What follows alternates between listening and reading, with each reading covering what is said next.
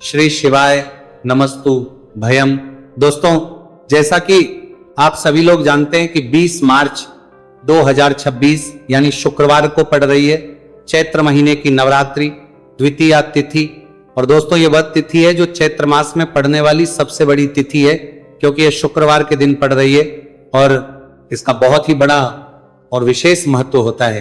पूज्य गुरु जी ने कहा है कि अगर कभी भी मौका लग जाए और चैत्र महीने की द्वितीय तिथि शुक्रवार को पड़ जाए तो आप लोगों 11 चावल के दाने का उपाय तो अवश्य ही करना चाहिए। इन दोनों का संयोग बहुत ही कम आता है।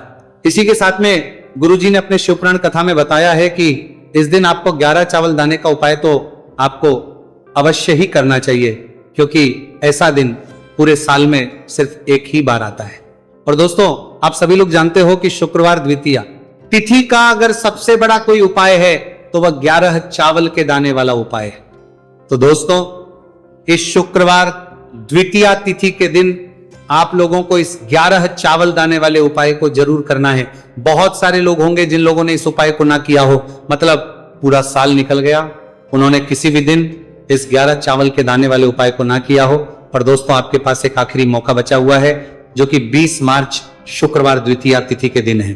तो इस दिन आप लोगों को इस वाले उपाय को जरूर कर लेना है। भले ही आप पूरे महीने भर इस उपाय को ना किया हो, पर अगर आपने इस चैत्र महीने की द्वितीया तिथि के दिन अगर इस वाले उपाय को कर लिया तो आपको इस उपाय को करने का वह फल मिलेगा जिसकी आपने कभी कल्पना भी नहीं करी होगी। इसीलिए आप लोग इस वाले उपाय को एक बार जरूर कर लेना है, ताकि आप लोगों के हाथ से यह मौका ना जा सके और आपको इस उपाय को करने का फल मिल सके। दोस्तों, यह उपाय पंडित जी ने अपनी अभी की ही श्री शिव महापुराण की कथा में बताया है जी। इस उपाय को आज हम आपको बहुत अच्छे से समझाने वाले हैं। इस वीडियो को देखने बाद इस उपाय को समझने के लिए आपको कोई और वीडियो को देखने की जरूरत नहीं पड़ेगी। तो चलिए दोस्तों, उपाय को शुरू करते हैं। देखिए, ये इस चैत्र महीने के शुक्रवार द्वितीया तिथि के दिन ये इतना खास होता है, इतना महत्वपूर्ण होता है देखा गया है। कभी कभी बड़े बड़े पूजा पाठ अनुष्ठान से जो मनोकामना पूर्ण नहीं होते, वो चैत्र महीने के शुक्रवार द्वितीया तिथि के दिन एक छोटे से उपाय करने से ही आपकी मनोकामना पूर्ण हो जाती है। और बहुत सारे लोग इस उपाय को किया भी है और उनको इस उपाय को करने का फल भी जरूर मिला है। अगर आप लोग भी इस उपाय को करना चाहते हैं तो आप इस उपाय को पहले अच्छे से समझ लेना, सुन लेना, उसके बाद करना, आपको इस उपाय का फल जरूर मिलेगा। और इस उपाय को कर लेने से आपके घर में चाहे किसी भी प्रकार की दुख और समस्या क्यों ना चल रही हो, आपको उसका कारण भी नहीं पता है कि भाई ये समस्या किसका कारण से चल रही है, उसका भी कुछ कारण हो सकता है, जैसे पितृदोष हो सकता है या किसी भी तरह का मंगल दोष भी हो सकता है। तो इस दिन आप लोगों को ये वाला उपाय कर लेना है। यह एक ऐसा उपाय है जिस उपाय को अगर किसी विशेष दिन पर किया जाए तो भाई उस विशेष दिन का जो है वह तो हमें मिलता ही मिलता है, पर हमने उस दिन पर इस उपाय को किया है तो हमें उससे भी बड़ा फल मिलता है और फल बहुत जल्दी मिलता है, क्योंकि आप इस उपाय को बहुत ही बड़े और विशेष पर कर रहे हो।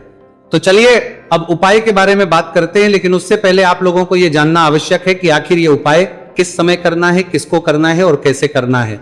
तो चलिए हम आगे आपको वीडियो में एक एक करके बता देते हैं। लेकिन उससे पहले अगर आप लोग हमारे चैनल पर पहली बार आए हैं या फिर मेरी आवाज आज पहली बार सुन रहे हैं तो हमारे चैनल वास्तविक जानकारी को सब्सक्राइब जरूर कर लेना और इस वीडियो को करके कमेंट बॉक्स में श्री शिवाय नमस्तु भयम ओम नमः शिवाय जरूर टाइप कर देना। तो दोस्तों, इस 11 चावल के दाने वाले उपाय को हमें इस शुक्रवार द्वितीया तिथि के दिन कैसे करना है, किसको करना है, किस समय करना है और कहां पर करना है, ये सारे सवालों के जवाब आपको इस वीडियो में मिल जाएंगे। और जो ये वीडियो देखेगा भाई, उसको 11 चावल के दाने वाला उपाय जरूर करना चाहिए, क्योंकि इस दिन एक चावल के दाने का बहुत ही बड़ा और विशेष महत्व होता है। और जब बात आ जाए 11 चावल के दाने की तो यह सोने पर सुहागा वाली बात हो जाती है और यह एक बहुत ही बड़ा उपाय हो जाता है इस शुक्रवार द्वितीया तिथि का। तो अब दोस्तों, इस 11 चावल के दाने वाले उपाय को आखिर करना किसको है, सबसे पहले हम लोग वो बात जान लेते हैं। तो देखो, घर की जो बड़ी माताएं बहनें होती हैं, उन माताओं बहनों में से कोई भी एक बड़ी माता बहन इस वाले उपाय कर सकती है। और दोस्तों, अगर आप चाहे तो अपने घर में से सभी सदस्यों को भी इस उपाय को करवा सकते हैं। अगर किसी व्यक्ति की खुद की कोई मनोकामना है, खुद की कोई दुख और परेशानी है जो कि वो अपने लिए ही करना चाहता है, इस वाले उपाय को तो वो खुद अपने लिए भी कर सकता है, बाकी अगर कोई घर में से ऐसा है जो कि अपने पूरे घर परिवार की सुख और शांति के लिए ये वाला उपाय करना चाहता है तो भाई वो भी कर सकता है, उसमें भी कोई दिक्कत वाली नहीं है। कहने का मतलब यह है कि इस उपाय को हर एक सदस्य भी कर सकता है और पूरे घर परिवार के सदस्य के लिए घर की बड़ी माताओं बहनों में से कोई एक माता बहन भी कर सकती है। माताएं बहनें अगर घर में उपस्थित ना हो या वह यह वाला उपाय ना कर पा रही हो तो फिर घर का कोई बड़ा सदस्य भी इस 11 चावल के दाने वाले उपाय को कर सकता है, चाहे फिर वह पुरुष ही क्यों ना हो, उसमें कोई भी दिक्कत वाली बात नहीं है। अब दोस्तों इस 3 बल के दाने वाले उपाय को हमें करना कहां पर है? हमें इसे शिव जी के मंदिर में जाकर करना है। बहुत सारे लोग प्रश्न करते हैं हर एक उपाय को करते समय क्या हम इस उपाय को घर पर कर सकते हैं? तो इस वाले उपाय को आप घर पर नहीं कर सकते हो। इस वाले उपाय को करने के लिए आपको शिव जी के मंदिर ही जाना पड़ेगा। उसके बाद में दोस्तों जो अगला प्रश्न निकल कर आता है वो ये आता है इस उपाय को लेकर के आखिर इस उपाय को हमें किस समय करना है? सुबह के समय करना है कि शाम के समय करना है? तो देखो इस वाले उपाय को आप लोग सुबह के समय भी कर सकते हो और शाम के समय प्रदोष काल में भी कर सकते हो। अब अगर आप पूछो कि भाई साहब सबसे उत्तम समय कौन सा रहेगा इस 31 चावल के दाने वाले उपाय को करने का, तो हम आपसे बस यही कहेंगे कि इस उपाय को आप सुबह के समय करेंगे तो ज्यादा बेहतर होगा। बाकी अगर प्रदोष काल शाम के समय भी करेंगे तो भी अच्छा होगा, उसमें कोई भी दिक्कत वाली बात नहीं है। तो अब दोस्तों अगली सबसे बड़ी और महत्वपूर्ण बात आती है, वह यह आती है कि सुबह अगर हम उपाय को करेंगे तो हमें कितने बजे से लेकर कितने बजे तक के बीच में करना है, और शाम के समय प्रदोष काल में करेंगे तो हमें कितने बजे से लेकर कितने बजे के बीच में करना है। तो देखो सुबह जितनी जल्दी हो सके आप उपाय को करने की कोशिश करना। बाकी अगर किसी कारणवश लेट भी हो जाओ थी, देर भी हो जाए तो 10 या 11 बजे तक भी आप उपाय कर लेना, पर 12 बजे से ज्यादा देरी ना हो, ठीक है, इस बात का ध्यान रखना।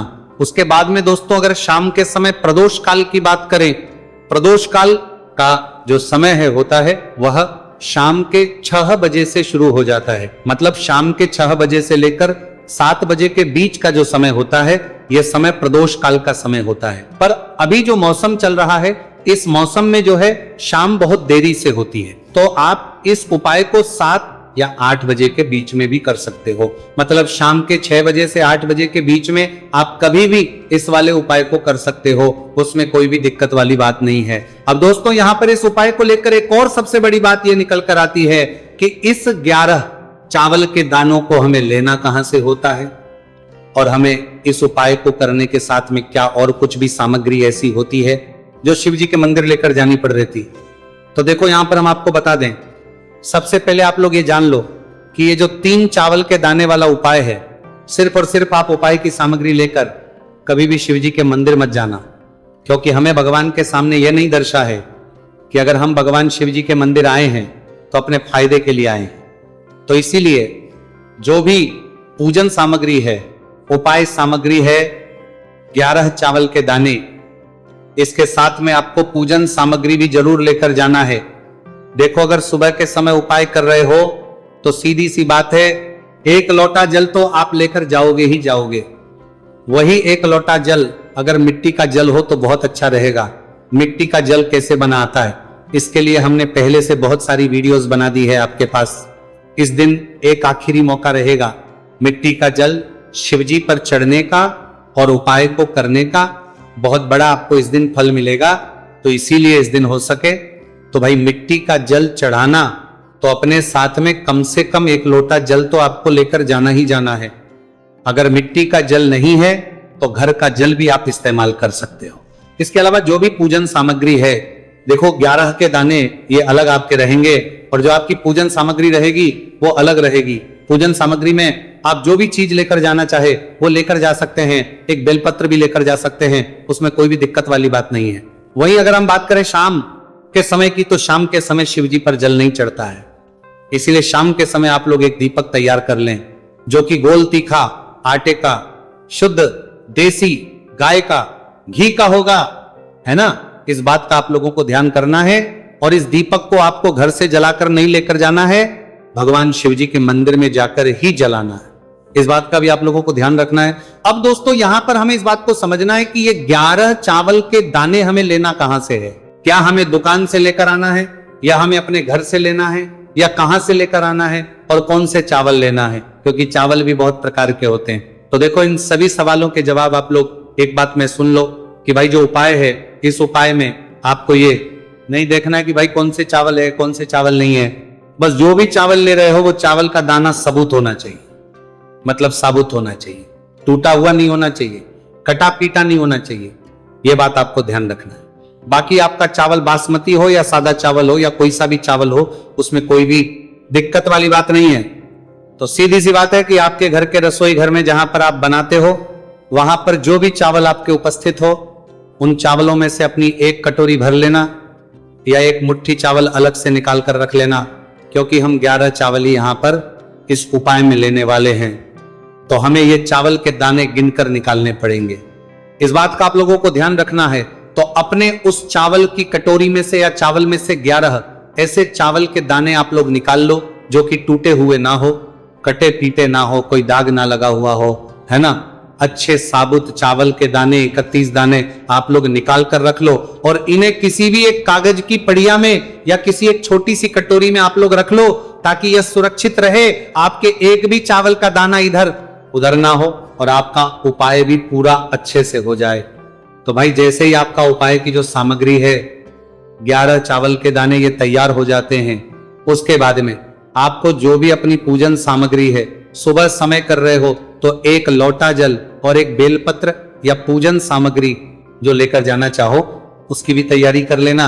और शाम के समय जा रहे हो तो भाई अपना जो दीपक है उसे तैयार कर लेना, ठीक है। और उपाय को करते समय शुद्धता का विशेष रूप से ध्यान रखना, ठीक है। सुबह सुबह स्नान करने के बाद ही उपाय को करने की आप लोग तैयारी करना।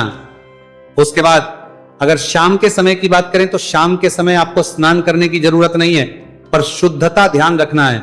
आपको स्नान तो नहीं करेंगे, आप हाथ मुंह धोकर भी इस वाले उपाय को शाम के समय प्रदोष काल में कर सकते हैं, इसमें कोई दिक्कत वाली बात नहीं है। तो आप अपने उपाय की पूरी सामग्री तैयार करके आपके पास ही में जो आपका शिव मंदिर हो वहां पर पहुंच जाइए। सबसे पहले शिव मंदिर में जाकर आप लोगों को उपाय नहीं करना है, पहले भगवान के दर्शन करना है, भगवान से आशीर्वाद प्राप्त करना है, फिर शिव जी की शिवलिंग के पास में आना है।